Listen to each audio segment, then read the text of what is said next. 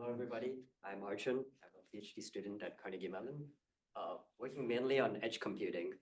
And today I wanted to bring like a little bit of a different perspective with this talk, more of an applications level perspective on how we use Wasm in different domains and kind of how we see benefit in this platform for particularly cyber physical systems. So the first part of this talk is going to be a little bit of a time lapse of the work we've done with cyber physical systems. And then I'll talk a bit more about this observability concept. A lot of this is done in collaboration with Bosch, who have helped us with a lot of the hardware there. So when we consider the software landscape for edge CPS, and when I say CPS here, I mean cyber physical systems, not continuation passing style, which I remember hearing at the start of this day. I'm thinking more of like industrial automation and automotive systems and virtual reality systems. You have these hardware systems that are interacting with the real world. And they often have certain unique requirements. For one, you have heterogeneous devices that have a huge resource variability. So you have robot arms that might be controlled by MCUs, high power cloud machines that need to be running on x86 to do high-level control. You also often have multi-tenancy of applications that need to operate in real time. These often share common I/O buses and networks, and you need to make sure that they can meet the real-time requirements. And finally, a lot of the software that gets deployed on these factory lines are third-party software that is packaged by many different vendors. There needs to be a nice way to seamlessly integrate all the components we get from different vendors. So having said all of that, WebAssembly is a great platform for CPS. I've mentioned some of the features here, which I'm sure everyone is familiar with. The things we really like is it's a polyglot compilation target, has this nice sandboxing property and determinism, and particularly it has a really small footprint, which lets you put it on these tiny MCUs, Raspberry Pis, and so forth. And we can IRT compile it or interpret it based on what our requirements are by them on a variety of operating systems. So the way industrial manufacturing happens today is you have this assembly line with a bunch of different robotic arms. They run on some sort of CPU, FPGA style platform. They have some sort of high-level controller that does more coarse-grained tasks, and a really low latency inner loop, which does the core real-time task that you want to do. When I say low latency, this is like in the order of milliseconds, sometimes hundreds of microseconds, so they need to be really fast. You have a number of these across the entire floor. A lot of these are offsite designs. They have multiple OSs that they're running on top of. And you sometimes need to do vendor patches and upgrades. So the way people do this today is they take a little USB stick, walk over to that robotic arm, and they plug it in. And they say, I've updated this thing. And then something crashes, and then you need to debug the entire assembly line. So it's a problem. It's a big problem.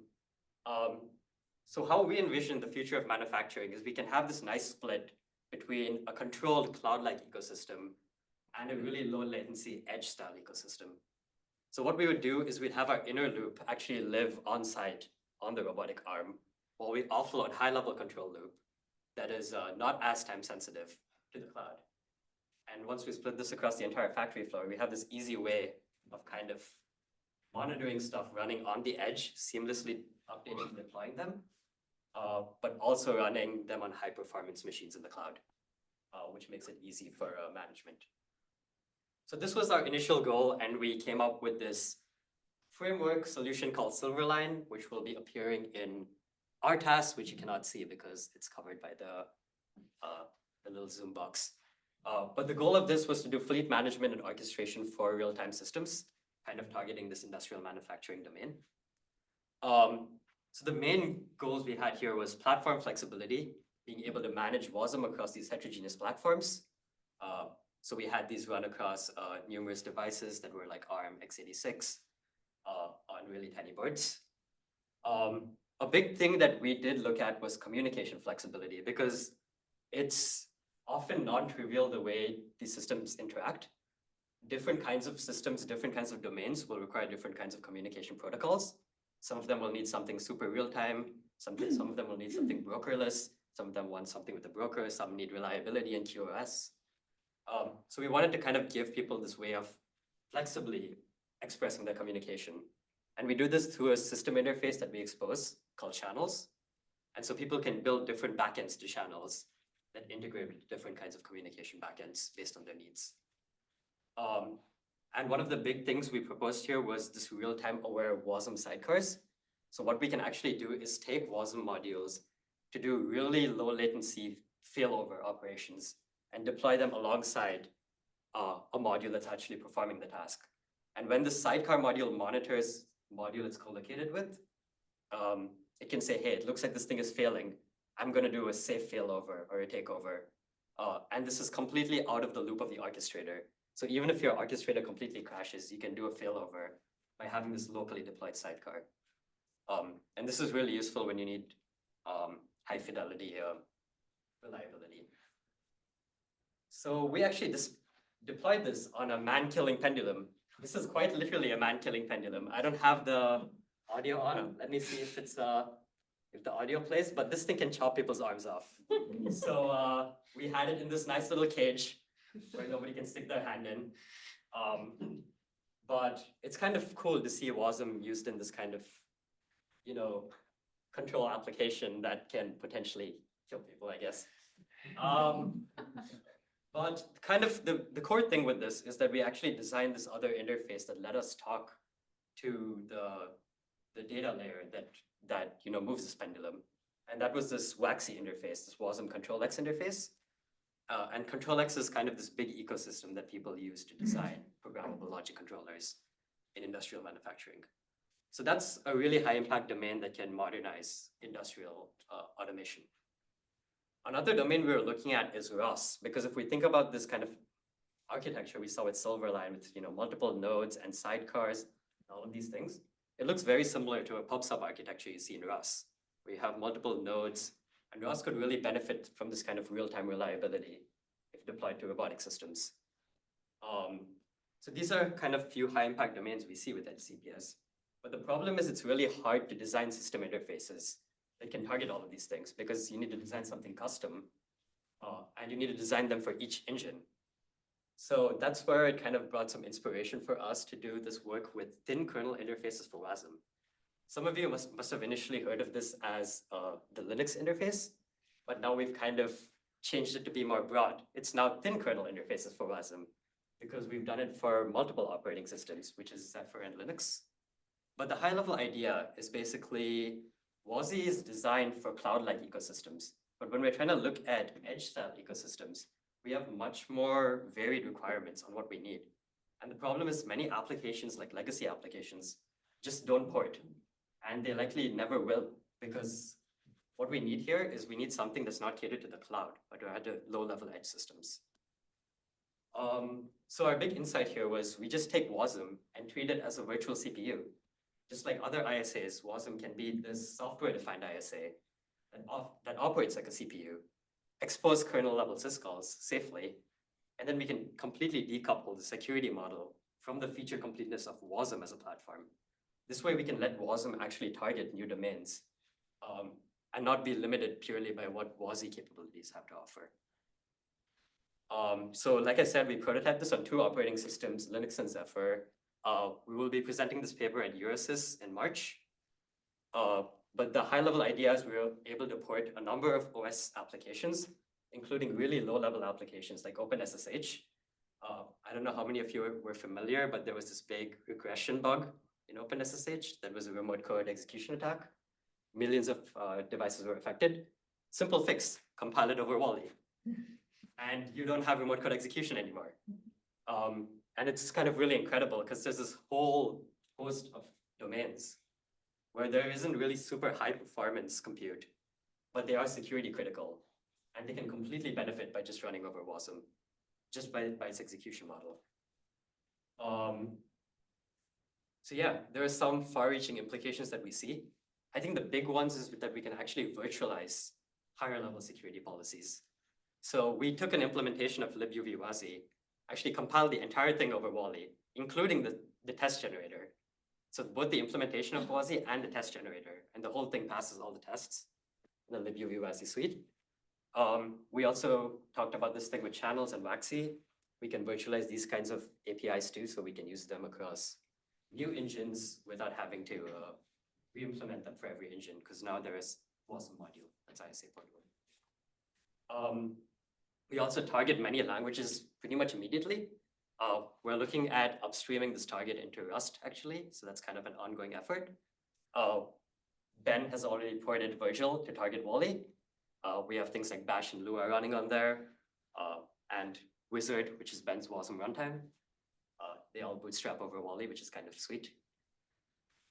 And yeah, I think high level, what I really see is this could be a way for Linux to deploy an ISA portable protected distribution.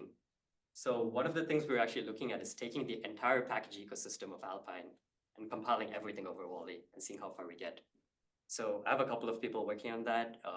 We're making some progress, but there are issues with the build system that's more complicated than just the actual tooling of Wasm. And finally, we're thinking of approaches with syscall interposition. So some of the nice things we can do is actually dynamically enforce what syscalls we use, somewhat like seccomp. But the cool thing about this is the interposition policy can actually be Wasm. So we can actually write the interposition itself as Wasm, which will be safe and secure. So you can deploy this in, you can deploy kind of third-party policies that you may not trust on a protected machine. Yeah, and so that's a link to the thing. And just to tell you what this Wally thing is like pretty real. Like it runs on like 25 different machines we have in our lab. We have this edge cluster with like numerous different devices. We've done a ton of research beyond this on using Wally for different CPS applications, and it's been pretty successful.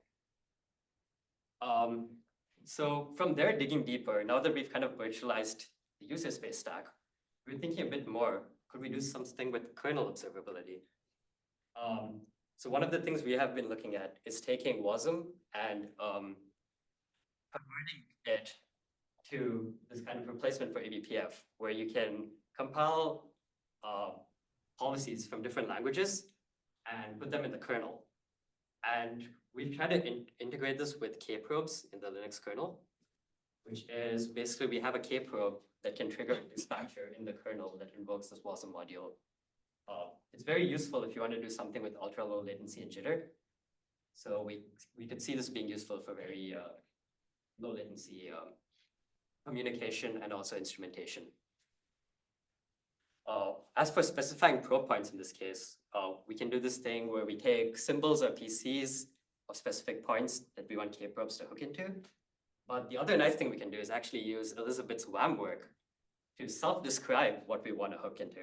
So if we say something like export Linux syscall open, that could be a way of specifying this is the probe handler for the Linux syscall open, which the probe dispatcher will then manage and choose to execute that specific call when it happens in the kernel. So we kind of see this as a way of digging deeper into how we can get observability into the software stack of an application that's running. Now let's transition a bit more into this idea of CPS observability, where it's not just software we want to observe, but we also want to observe hardware. Profiling and debugging these systems is really difficult. So to give you a scenario of how things typically work, there's a team in the US that takes a tooling path, optimizes it for an assembly line. Once every 3 days, there's a part of the CNC machine that generates low quality parts. So it doesn't really fail, it's just low quality parts, but it's still a financial loss for the company. But once a month, you have this thing where the drill head just completely crashes, and you need to figure out how that happens. So what is the best approach to resolve this? You fly in experts from Germany for a week to manually inspect the problem. So you fly in 4 people for a week, they take a look at every machine on this and try to figure out what is contributing to low quality parts. Obviously ineffective. So there are some challenges here. One is you have this distributed compute. We kind of solved that with our work with Silverline. But there are these other problems which we haven't talked about, which is you have real world physics. Like you have an actual pendulum that's swinging up and is prone to mechanical wear. Like metal doesn't last for more than 50, 60 years in pristine condition. And you have mechanical failures that can also be hazardous. So our idea here is to actually holistically observe the joint distribution of both digital and physical state. And the way we think about this is we actually have a time synchronized network where we have physical state that we capture to interfaces like either radar, LiDAR, camera, thermal imaging. These are common use cases in industries. And try to link that with code execution. In particular, we're looking at Wasm because we see this as a really easy way of instrumenting and putting in untrusted code into these ecosystems. And so finally, what we could envision is kind of this user interface where people can scrub to the joint interface, the joint distribution of both digital data and physical data to find bugs in kind of this cross domain between the two. So to kind of give you an idea of how we do this for one specific use case, which is for PLCs. PLCs are these programmable logic controllers that have a very simple execution model. So all they do is they have a read-in phase that reads in some sensing data, and then it has some logic that executes in a single cycle, and then a write-out phase that actuates. So the main thing here is the cycle logic is very low latency, order of milliseconds.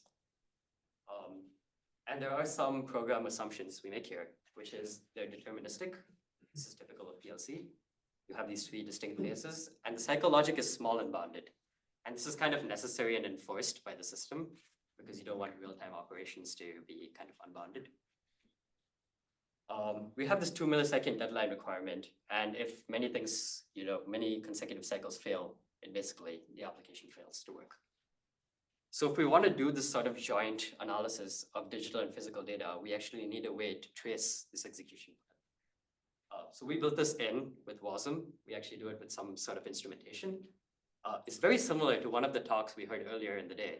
I think it was by Andrew, where he wanted to trace all of the control flow.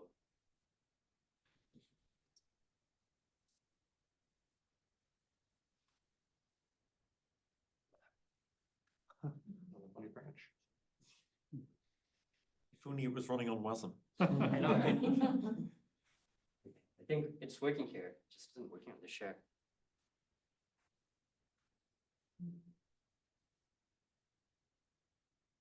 Okay, the Zoom just crashed. Try it again?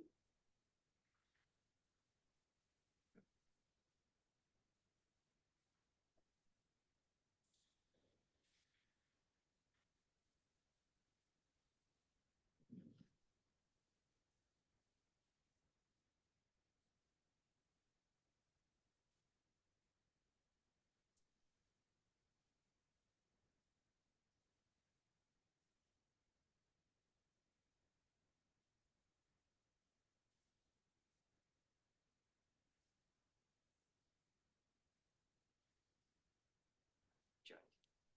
See if that works.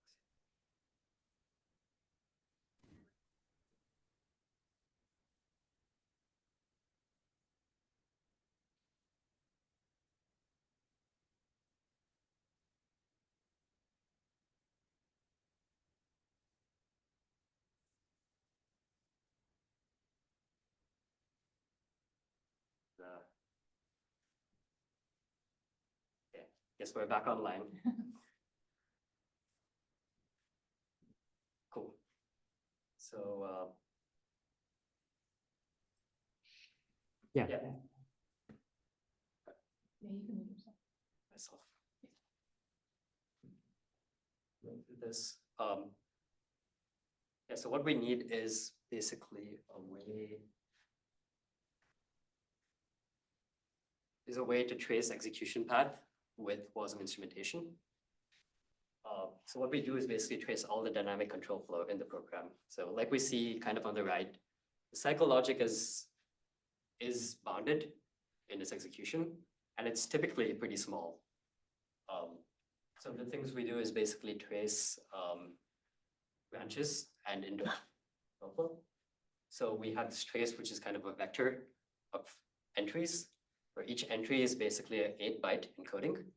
There's a reason we choose this to be 8 bytes, which I'll get to.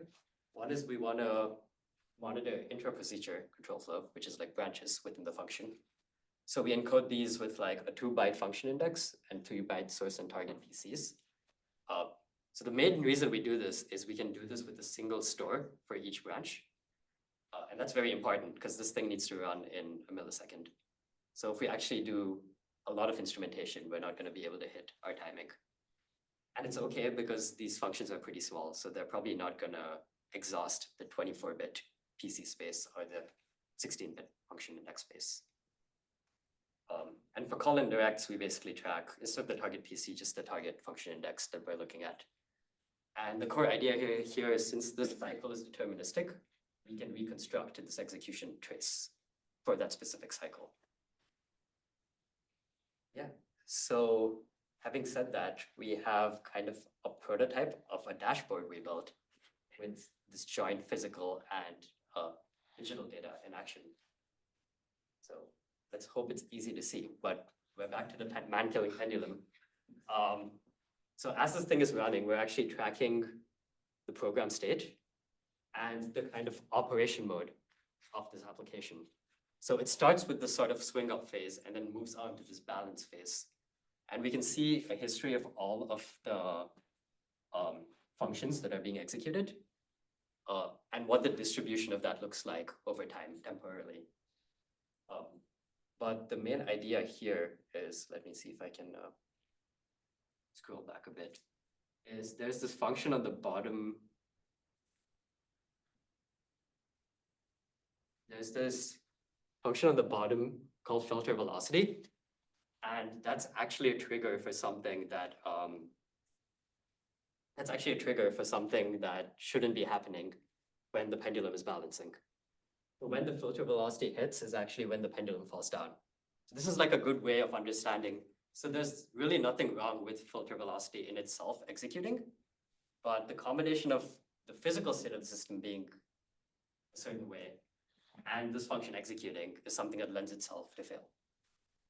So what we really see is by having this sort of integrated debugging experience for operators, we're providing them a way to basically understand this kind of integration of cyber and physical data more effectively and debug across it. And hopefully you don't need to fly in 4 experts from Germany to fix bugs in the future. So that is my talk. So just some conclusive thoughts that I had. I really just see Wasm as this tool that can benefit a lot of domains because it has this nice portability and this nice safety requirements. And it has this huge embeddability potential. We can put it in the kernel, we can put it in CPS systems, we can put it in browsers. And we shouldn't really be thinking about limiting where it can go. We need to start exploring and seeing where we can put this, where it makes the most sense. And it brings a lot of unique advantages from its language agnostic perspective for software observability in particular. And I can see this being a huge benefit of Wasm in the future because people don't need to build out observability and debugging related tools per language and can rather leverage Wasm as a way of doing that. So yeah, hopefully it'll help us from making poor software development choices in the future. And yeah, I'm happy to take any questions.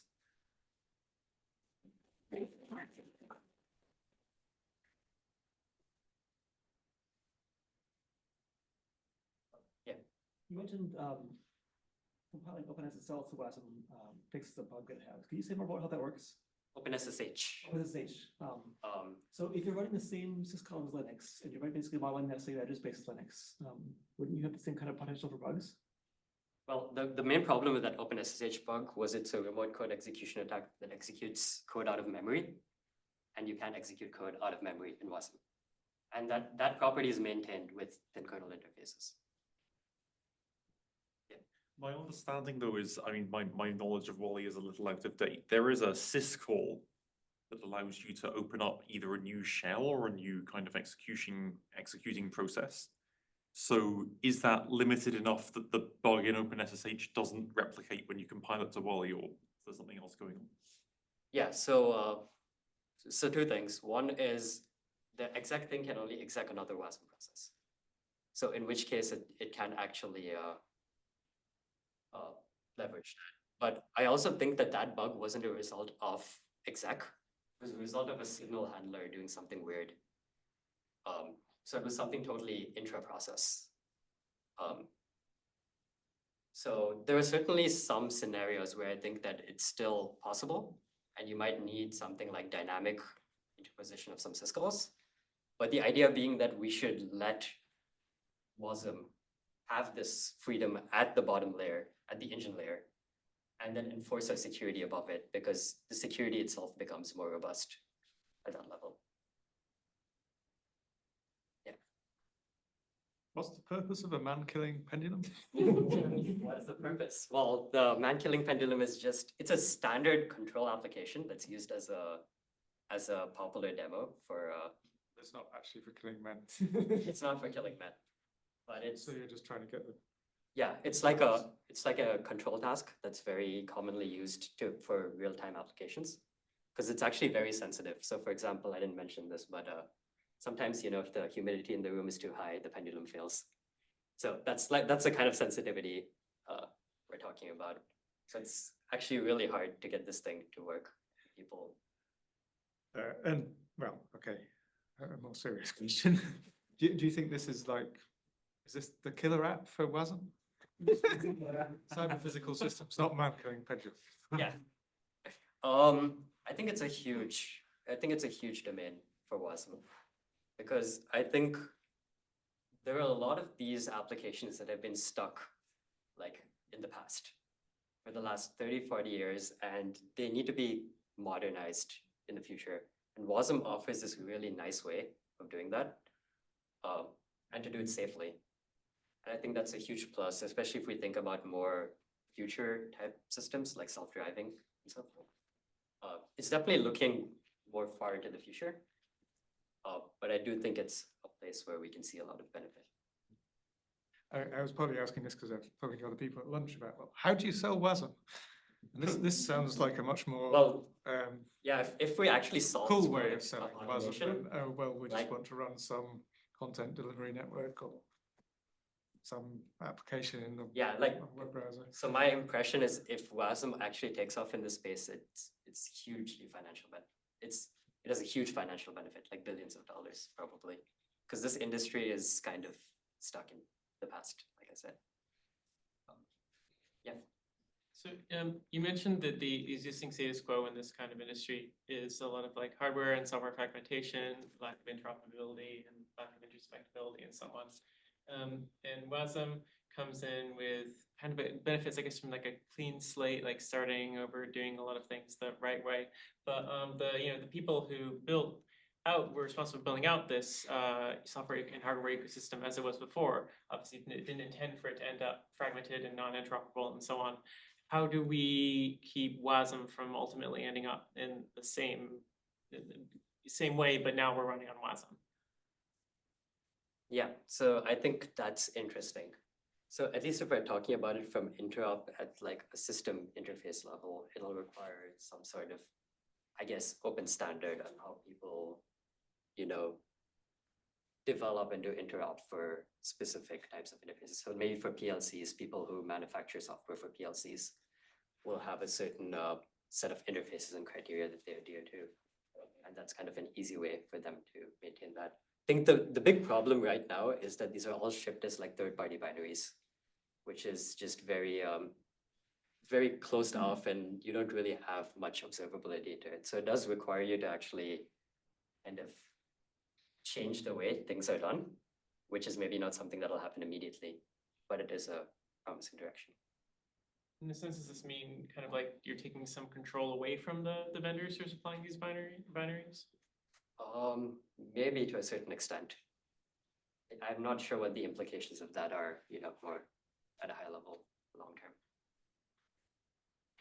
So question on, I guess, security versus convenience maybe is a way to frame it. The Wally discussion is interesting because it's contrasted against WASI, for example, which is from scratch capabilities based model. And so I guess the argument with OpenSSH is that you still get some sort of ad hoc security because you don't have RCE, you don't have code execution, you don't have a von Neumann machine.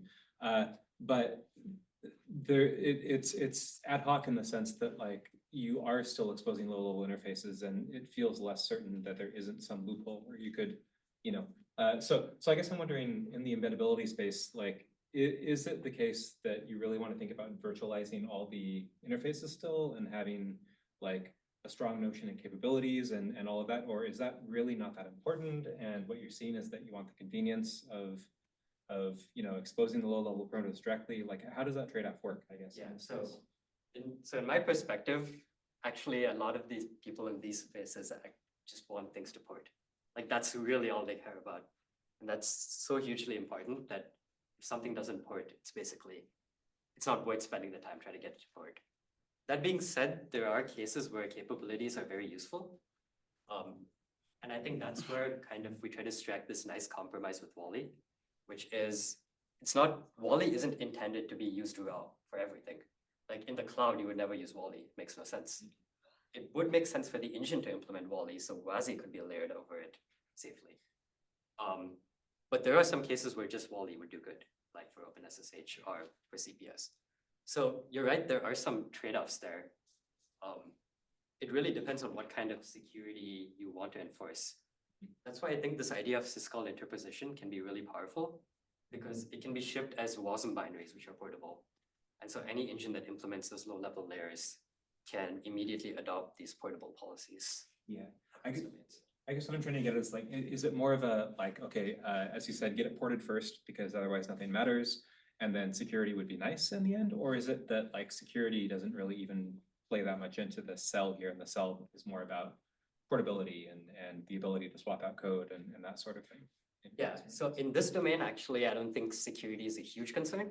It's mostly about the sandboxing and the portability across devices, and kind of just low memory overhead and all the nice stuff. Ben seems to have something to say. Yeah, Ben, you have to. Yeah, I would say partly that this is a gateway drug to get them hooked on WASM and to get into this space. This is an unabashedly bottom-up strategy to build. So we can build up from things that are currently in use and get as close to the operating system level efficiency as possible with a very thin interface here. And I think that WASI is complementary. I think that WASI is kind of a top-down design, and I think actually both can work together and we'll meet in the middle somewhere. I'm sorry that I missed the beginning of Arjun's talk, but I'm pretty clear on his work here. We have been able to at least recompile libuv WASI to run on top of Wally. And so my hope is actually that the two things work together, that at the engine level, you have the system interface, and from that, you can build the implementation of the higher level, higher layers, and those are sandbox WASM modules too. And so that keeps the engine responsibility separated from the platform responsibility. And you also protect against implementation bugs in the system interface implementation in WASI. I think the big benefit with this is also with, the new previews and stuff coming out, they get shipped as WASM modules. Like the new engines can easily adopt them. So I feel like it's really beneficial. Yeah. We probably have time for one more question. Yeah, so I'm curious, how far can Wally bring you to compile actually, everything like the Linux distro that you said? Because for example, how do you deal with stuff that does fork or relies on signal enders, these kind of things? Like how much of an impact does it have on your goal to compile big amount of things? So all of that is supported in Wally. So let me actually tell you like an anecdote. After I got Wally to a critical mass of syscalls, there were actually more problems with code that was written than with the actual toolchain of Wally. Like there's parts in Bash where they call function pointers in a type unsafe manner. So the Bash Wally binary would fail, not because Wally was wrong, but because the people called these things and you have call indirects that enforce type safety that would fail. So there were things like that occurred. In fact, actually, some build systems generate intermediate binaries to build out the final binary. And these intermediate binaries get generated as Wally binaries that then run on the system to generate the final binary. So the way this tooling plugs into existing build systems is actually pretty remarkable. And I didn't realize it until I dug through the logs and I saw what it was doing. So you're saying like you have like signal enders work? Like do you have like special engine, or how do you make it work? So I've implemented this currently in one engine in Whammer. But we're looking at getting a shared implementation, a strategy for doing a shared implementation that we're still investigating so that we can link in a majority of this interface into new engines pretty easily without re-implementing the entire thing. But that's something that's sort of ongoing discussion.